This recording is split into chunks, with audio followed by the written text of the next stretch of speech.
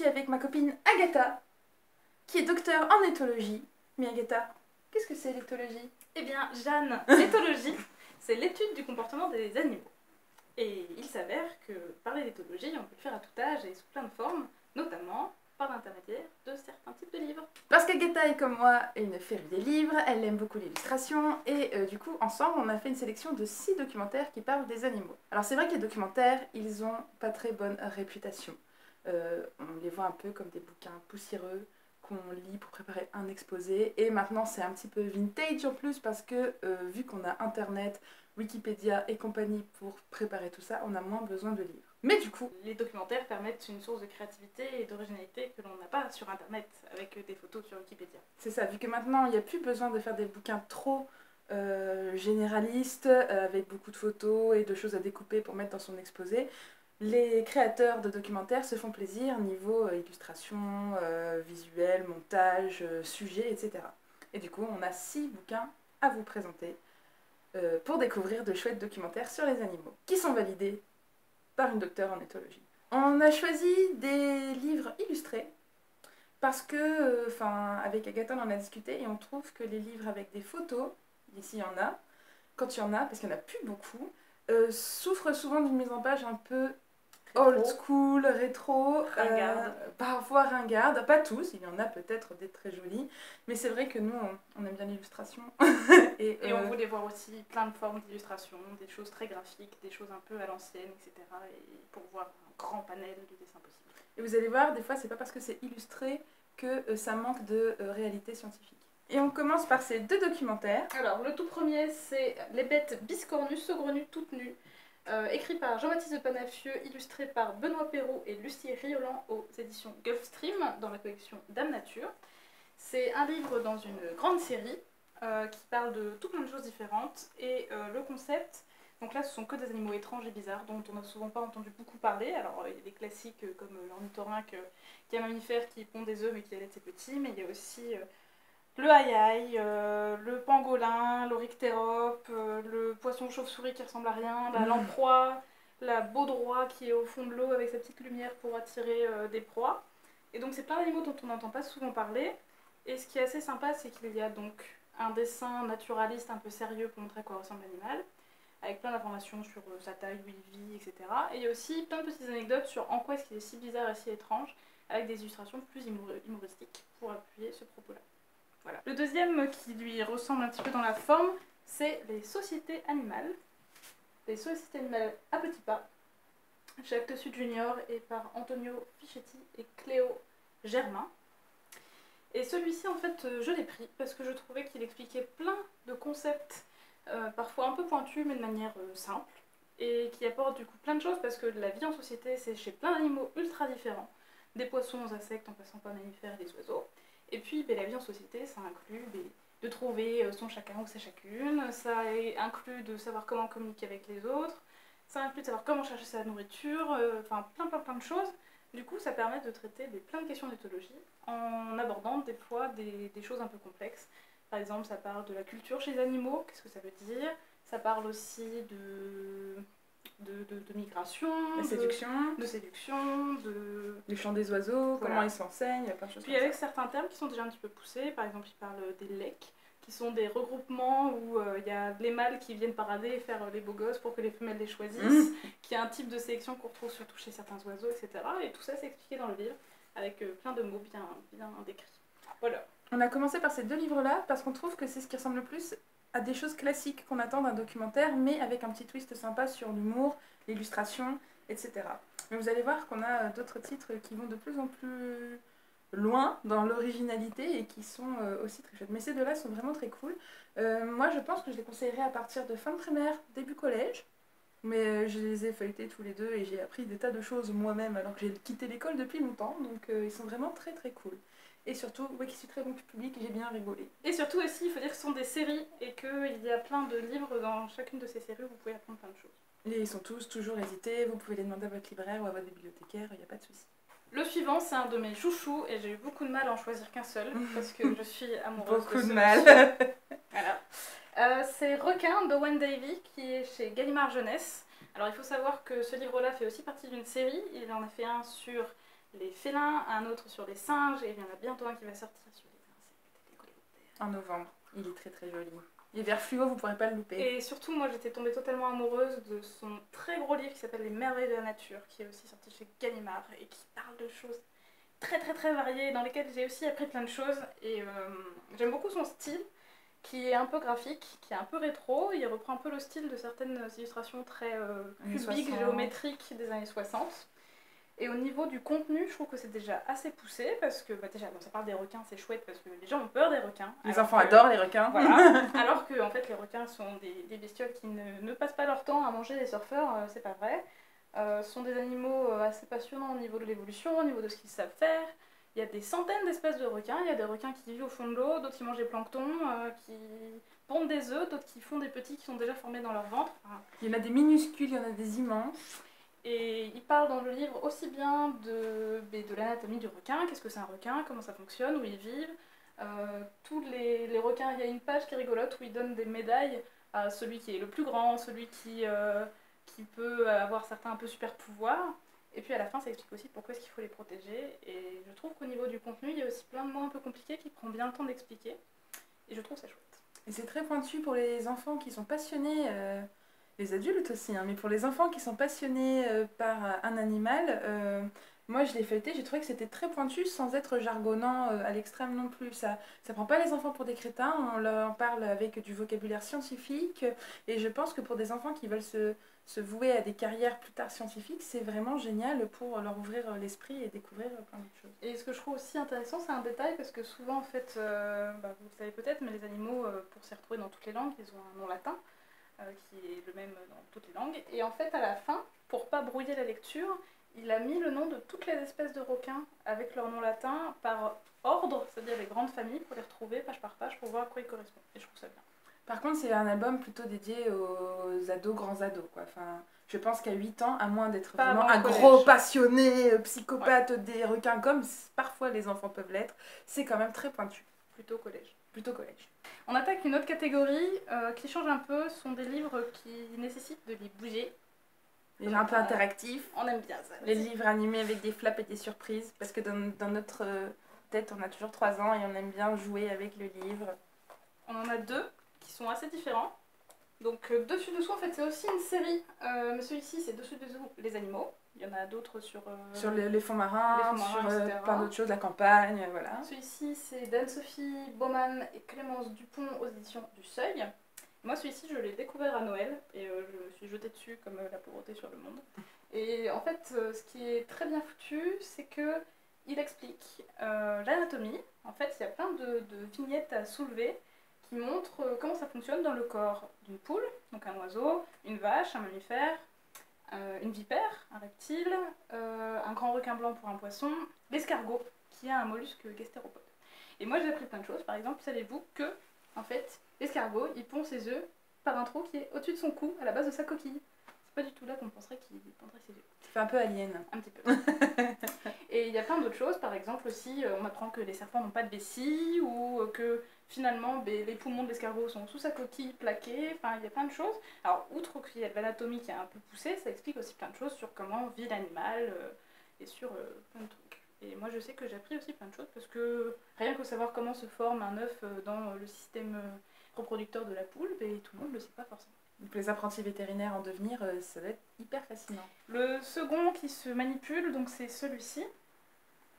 Donc Des racines à la cime de Gaël Lannes, chez l'édition Amatera.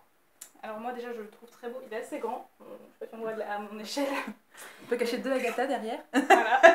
Mais c'est un grand livre carré, au niveau de l'illustration c'est de l'infographie, mais que je trouve très jolie et très douce. Et le concept en fait c'est de partir des racines d'un arbre, c'est le même arbre, et à toutes les pages on monte pour aller donc des racines jusqu'au cime, d'où le titre. C'est un arbre en Amazonie, en Afrique ? C'est un arbre en Amazonie. En Amazonie. Et l'idée, c'est de voir toutes les plantes et les animaux qu'il y a à chaque niveau de l'arbre, parce que la forêt amazonienne est comme ça, c'est par couche. Et les animaux qui vivent tout en haut ne sont pas du tout les mêmes que ceux qui vivent tout en bas. Et pendant tout le long, il y a un fil avec cette petite grenouille qu'on devine sur la couverture, qui est une dendrobate, et en fait, qui vit en bas et qui va pondre ses œufs tout en haut. Et en fait, il y a un truc un peu ludique où on essaie de savoir où est la grenouille sur chaque page, donc je trouve ça sympa aussi pour le fil de la lecture. Et ce qui est original aussi dans ce livre, c'est que ce sont plein d'espèces que nous on ne connaît pas du tout quand on est en France métropolitaine. Alors oui, peut-être que vous avez déjà vu des toucans en zoo, mais il y a plein d'espèces d'insectes et d'oiseaux et de grenouilles qu'on ne voit quasiment jamais. Donc je trouve ça chouette aussi, et je trouve que visuellement il est très joli. Ça parle aussi du rapport entre les animaux et l'arbre en fait, avec ses fleurs, etc. C'est vraiment une espèce de livre sur la biodiversité en fait, et Oui. sur l'écosystème, comment ça fonctionne en bonne intelligence les uns avec les autres, comment les animaux profitent de certains avantages de l'arbre qui est bon pour leur survie, et comment l'arbre aussi profite de certains trucs vis-à-vis des animaux. C'est très bien fichu. Enfin, et puis c'est un livre magnifique à regarder aussi. Enfin, t'as oublié de le dire, mais il est très beau. Il y a beaucoup de choses à regarder, beaucoup de détails, beaucoup de petites choses qui se passent. Et puis il y a aussi donc, le plaisir de bouger des choses. Par exemple, il y a un papillon, on peut soulever ses ailes. Quand on monte dans les arbres, on peut déplier. Il y en a un qui montre l'arbre de nuit et de jour. Quand on ouvre, on voit les animaux de nuit qui sortent, etc. Donc il est très chouette. Le dernier de la sélection, c'est celui-ci, qui s'appelle C'est ici le Panama, une histoire de migration de Jan Thornhill et Soyeon Kim, qui est chez Bayard Canada. Et en fait, je l'ai aussi découvert totalement par hasard. Alors, d'un point de vue purement visuel, il est très beau. Il faut savoir que c'est entièrement du papier découpé, ce qui est quand même une prouesse technique et artistique. Et l'idée, en fait, c'est que c'est une histoire. On suit un oiseau qui s'appelle Plume. How original. Qui suit Plume, qui est une paruline à calotte noire, qui est un oiseau qu'on n'a pas du tout chez nous, qui vit en Amérique du Nord. Et en fait, des Plumes, il va faire sa toute première migration. Et ce qui se passe, c'est qu'il se retrouve perdu. Il n'est plus avec les membres de son groupe. Et ce qu'on fait, c'est que page par page, en fait, il va poser des questions aux animaux qui le croisent sur son chemin en disant qu'il cherche le Panama, sachant qu'il n'est jamais allé au Panama. Il ne sait pas où c'est ni à quoi ça ressemble. Alors, page après page, on voit qu'il vole et qu'il va demander son chemin aux rennes, aux papillons monarques, aux libellules, à d'autres oiseaux migrateurs comme la barge, etc. Et en fait, à la fin de l'histoire, je ne vais pas vous spoiler, il arrive quand même à destination. Et à la toute fin, il y a quelques pages qui réexpliquent quels sont chacun des animaux qu'il a croisés et comment ils migrent, parce que ce sont tous des animaux qui migrent et qui bougent d'un endroit à l'autre. Et il y a aussi une explication sur comment est-ce que les oiseaux retrouvent leur chemin, sachant que les scientifiques ne savent pas encore avec précision, mais ils parlent de toutes les hypothèses et sans doute tout ce qu'ils utilisent, le ciel, les étoiles, le champ magnétique, les odeurs, les repères visuels aussi créés par l'homme, les repères naturels. Enfin, il y a un mélange de tout ça et je trouve qu'il est très chouette et c'est un des seuls, enfin c'est le seul dans la sélection en tout cas où il y a une histoire, donc c'est un truc vraiment scénarisé, mais à la fin ça n'empêche pas de se poser des questions sur comment ça se passe et quels animaux migrent et pourquoi on migre, etc. Et le fait que ce soit une histoire, ça permet de rendre l'histoire des migrations accessible aux plus jeunes aussi. C'est le genre de livre qu'on peut lire au fin de maternelle, début de primaire, je pense. Bon, peut-être pas aussi de façon très poussée, mais pour découvrir un peu qu'est-ce que c'est la migration, pourquoi il y a des animaux qu'on voit l'hiver et pas l'été ou vice-versa.